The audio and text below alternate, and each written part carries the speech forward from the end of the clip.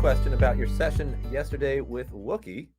When he was struggling to stand and he finally stood, you praised him but did not give him a treat. I know you very well prefer to reward the best responses only, but what would you say to someone that thinks the dog was struggling, finally did it, but did not get rewarded? Oh, I praised him. Yeah, yeah.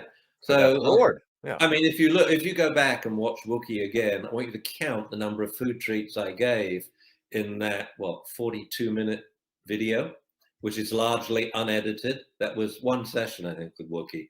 I think I can't remember. No, 3 sessions was it? Yeah, I think Wookie was multiple sessions. Yeah, and but I try and phase out lures within minutes.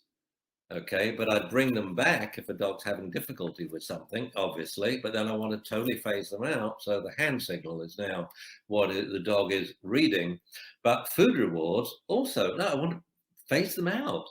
I don't want a dog driven by food rewards. It's very useful in beginning training, especially if an owner doesn't have much affect with the dog or can't praise.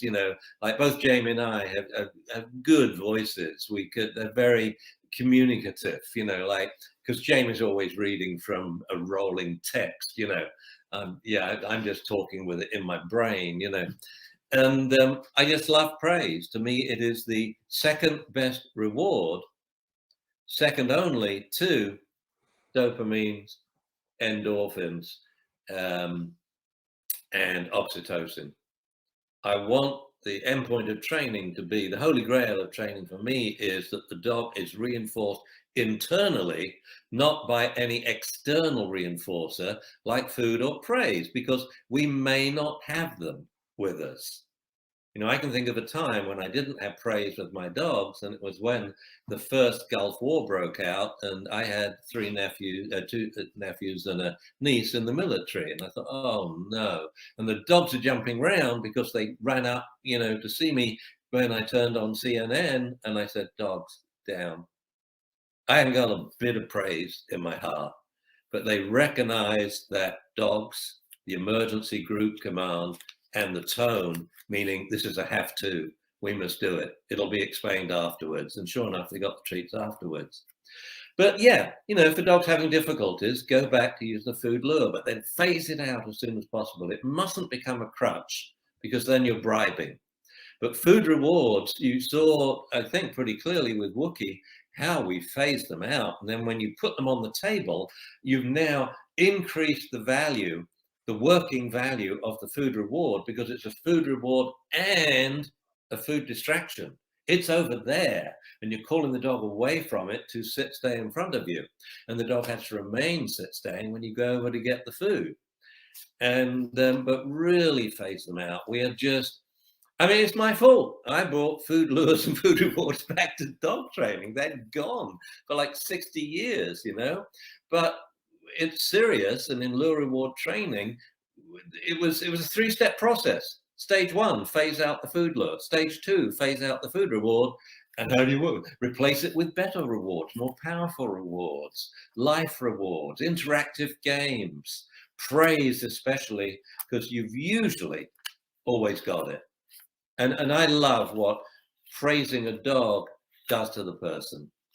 I used to have such fun in seminars and stuff. I'd bring out 5 guys and say, right, we're having a praising a dog contest. I'll be your little Yorkie. And I've just gone outside. We're in the middle of the Super Bowl. It's advertisements. Your wife said, well, I'm not going out. You take the dog. It's snowing. It's cold. You want to get back. You don't want to miss anything. And I, your Yorkie, pees immediately. Praise me. And these guys would go, good dog. And that was it. Then I would have 5 women score them out of 10. 0, 0, 0, 0, 0. I said, oh, come on, don't be Russian judges. Be a Canadian judge. Give them at least 4 for trying, for being here. And I think praise is magical. It changes the dog's well-being. It changes ours. It is the relationship. I used to sit down and tell Zuzu, I'd say, Zuzu, let me think of all the ways that I really love you. I love every time we garden and I plant a seedling that you move on as I'm digging the next hole and sit on my seedling to make sure it's snug in the earth. And this is what we do all the way down the flower bed. I love the way you circle me when we're walking off leash, just to check I'm with you, your little lonely sheep who's got lost. And it makes me laugh. I'm sorry, it may not make you guys laugh, but it cracks me up. And when I laugh, I feel even better about Zuzu, about myself, and about life. Does your dog jump on you as if they've got springs on their feet? Allowing your dog to jump on people can be dangerous and can cause injuries. If you want to solve this behavior problem, click and watch the next video.